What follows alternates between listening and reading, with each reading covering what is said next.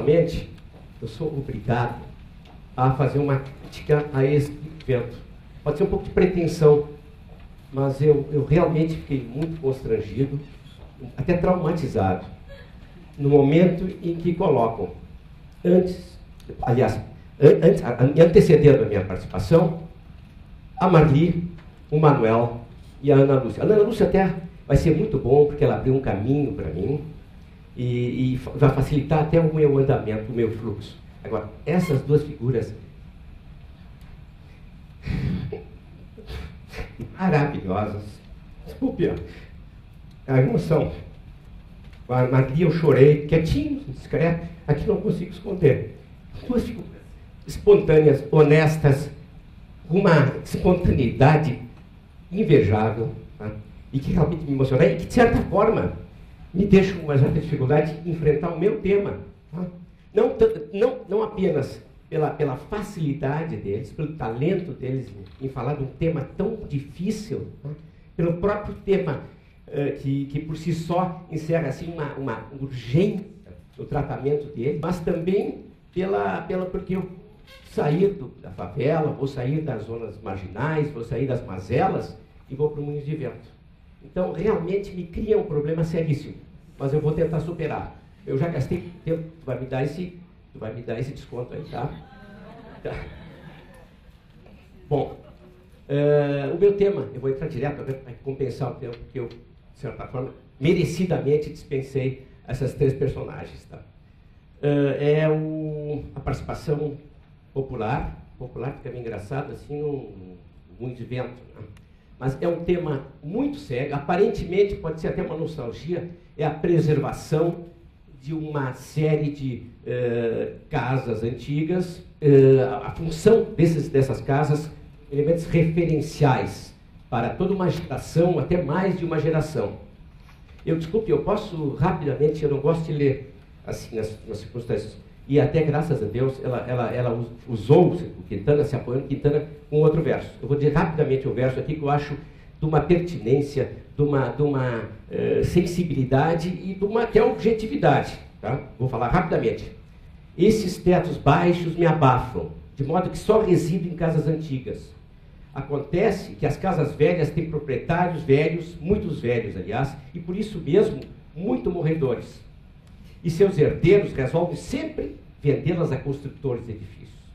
E um outro rapidamente. E quantas vezes nós, ao passar por uma velha rua cotidiana, sentimos uma vaga inquietação, uma falta de não sei o que. Vai se ver, é um simples lanço de um muro que demoliram e que tijolo a tijolo fazia parte da nossa constituição interior, da nossa estabilidade em suma. Quer dizer, reflete o risco que correm essas casas no momento que eles são referenciais e começam a deixar de ser referenciais na medida que correm o risco de serem demolidos. E o outro é realmente as casas como elementos participantes da vida do Quintana aqui, né? E que ele está contando a história da ameaça que está acontecendo. As casas, os donos estão morrendo, os filhos têm dificuldade em dividir, vendem e aí as casas são demolidas. E aí vem o segundo aspecto, o aspecto ambiental. Vamos construir ali aquele mesmismo, com todo respeito aos arquitetos, eu não sei, aquele mesmismo de torres baseadas em Dubais e Abu Dhabis, né, sem nenhum vínculo com a nossa história, absolutamente. O que nós temos que ver com Dubai? Além disso, eu acho que é o seguinte, não sou contra edifícios altos, absolutamente, mas desde que seja numa área onde há um planejamento urbano, uma via devidamente dimensionada para receber aquela carga, uma rede de esgoto, de água, dimensionada para toda essa densidade que vai ter e um afastamento adequado entre as edificações, entre outras coisas, né? Tem muito mais coisa. Agora, demolir uma casa de 80 anos, né?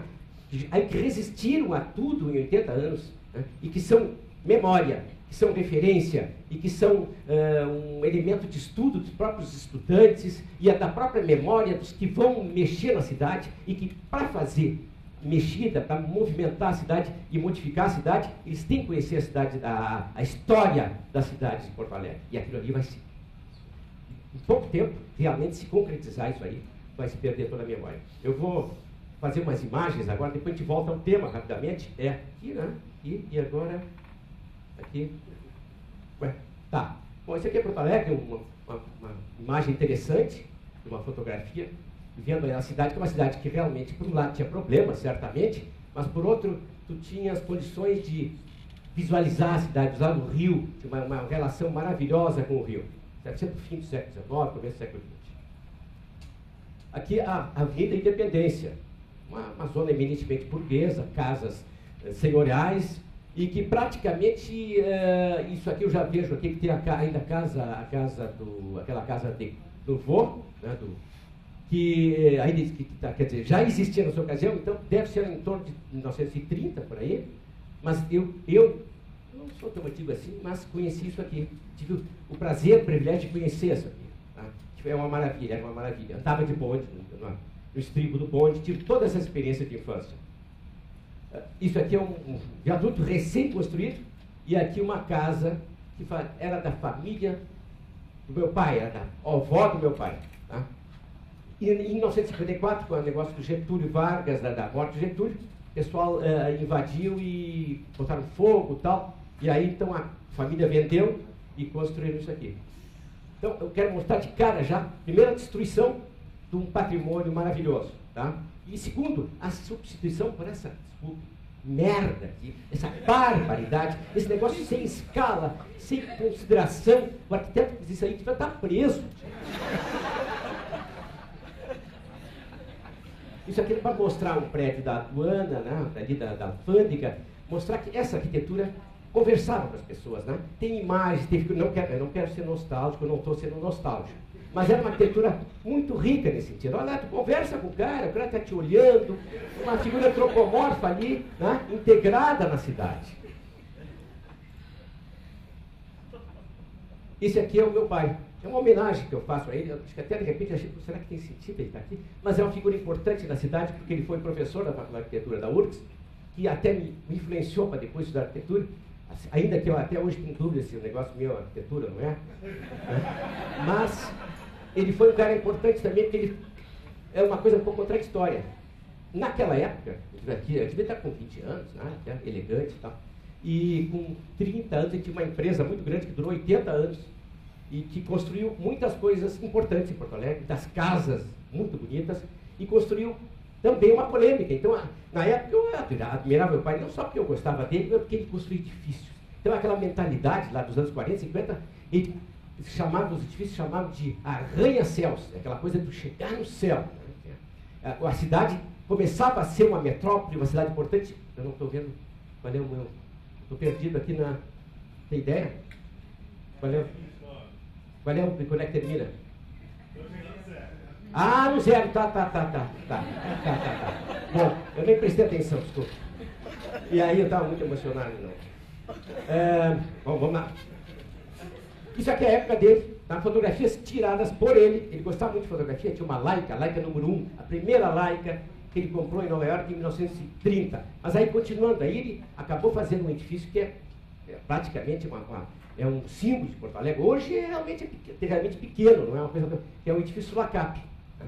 Que entre os arquitetos é assim, uma espécie de um case, os caras discutem, até nem vejo tanta coisa assim, mas ele é um edifício alto. Então Porto Alegre, a partir era uma espécie assim do Empire State de Porto Alegre.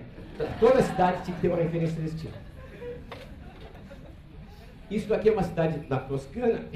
Por incrível que pareça, aquela figura ali sou eu.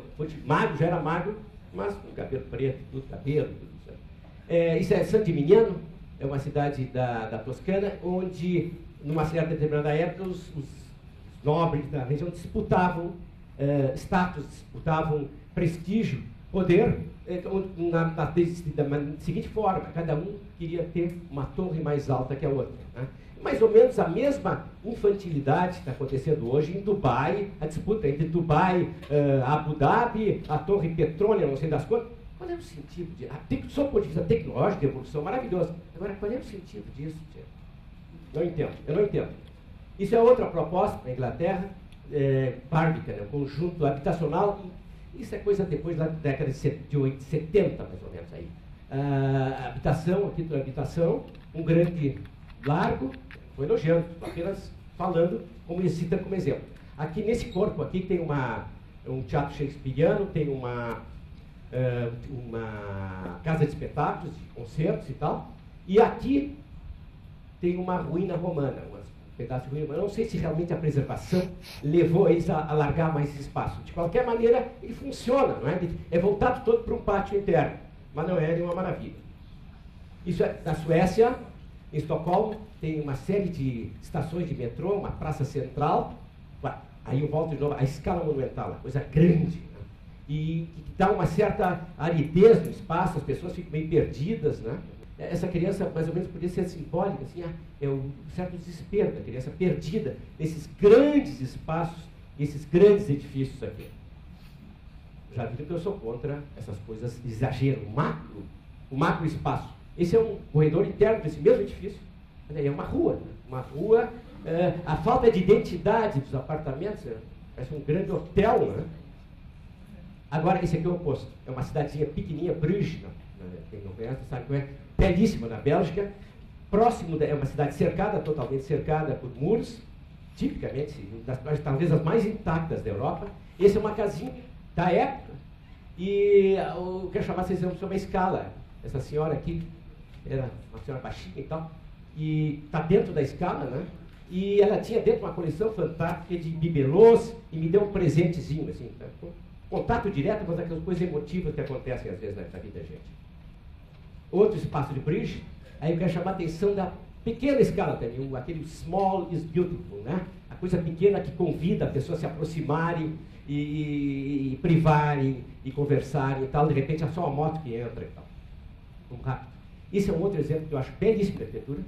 Esta casa aqui é uma casa do século XIX, do século XVIII, de século XVII e XVIII, de Amsterdã, aquela típica casa do centro de Amsterdã, tem vários junto aos canais e tal. E isso aqui é um projeto de 1974. Vocês notam a diferença. Parece que não se percebe claramente que há um parentesco muito grande, né? A diferença de tempo é gigantesca, mas o quê? O cara respeitou o mesmo material, né? Faz citações, algumas citações, de uma forma revista, né?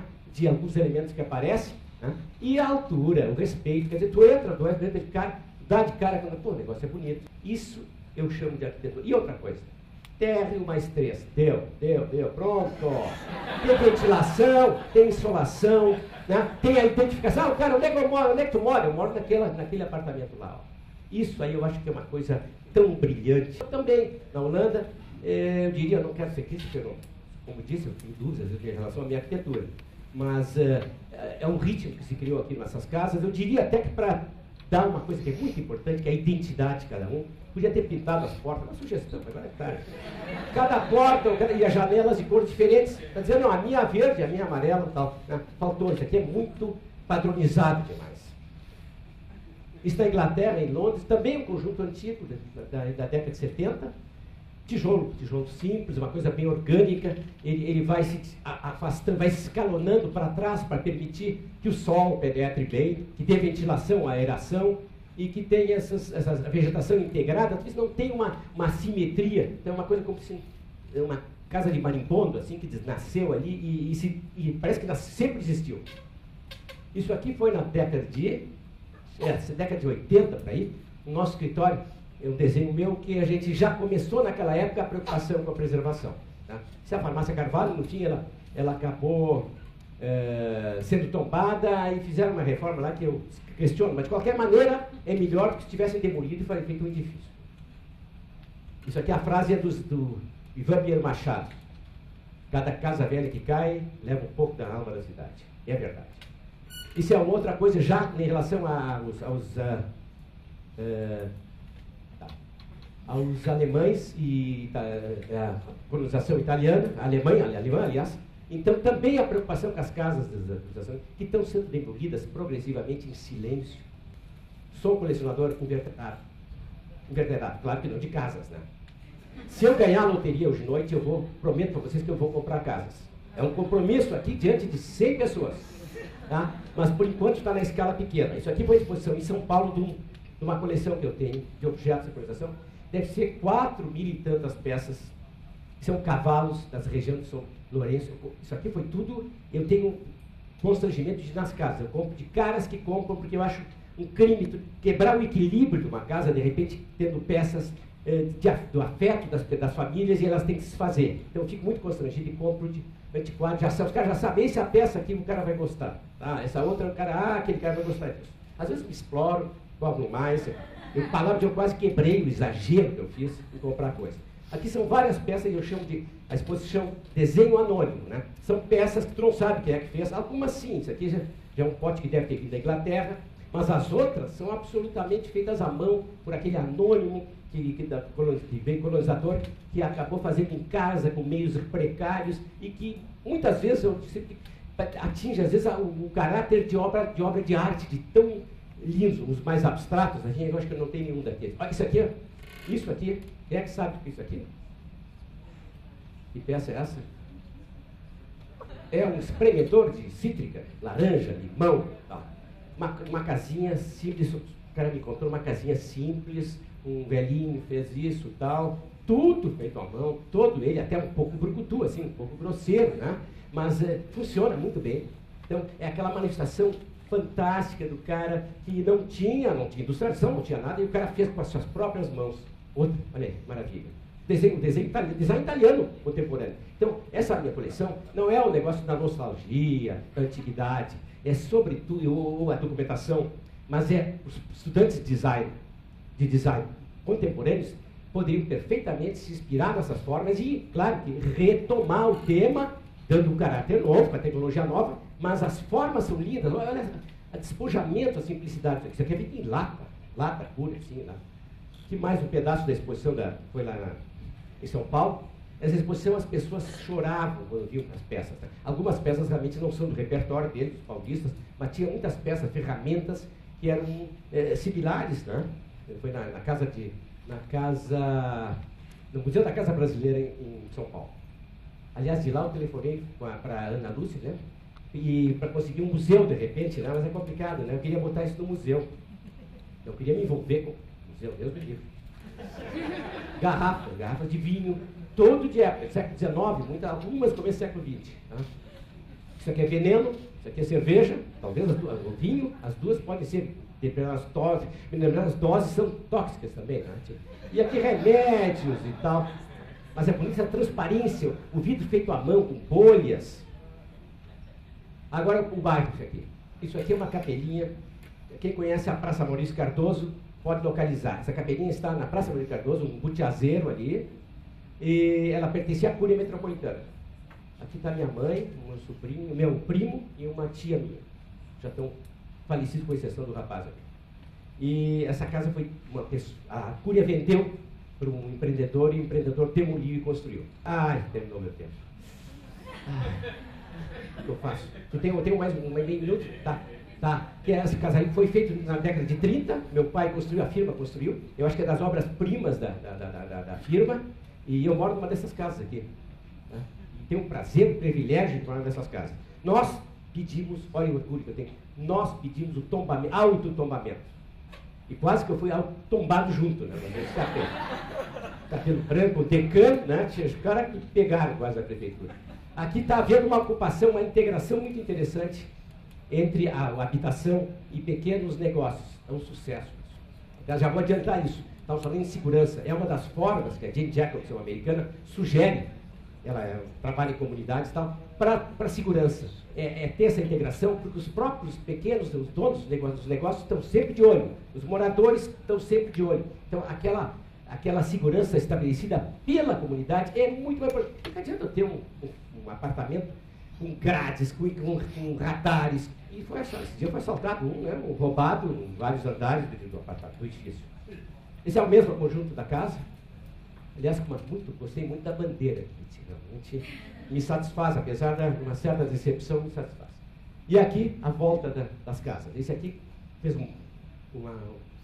preencheu a fachada com uma coisa viva, né? Provavelmente protege do sol, né?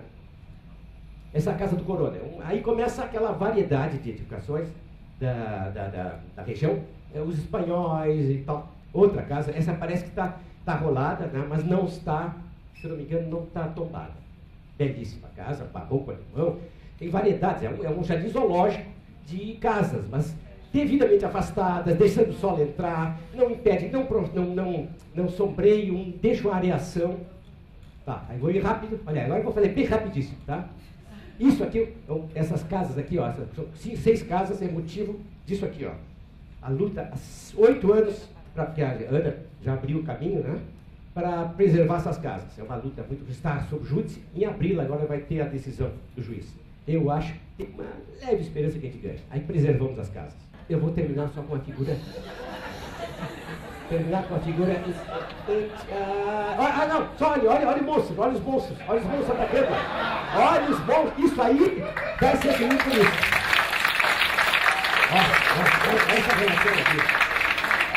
Ó, aí, é isso aí. Bom.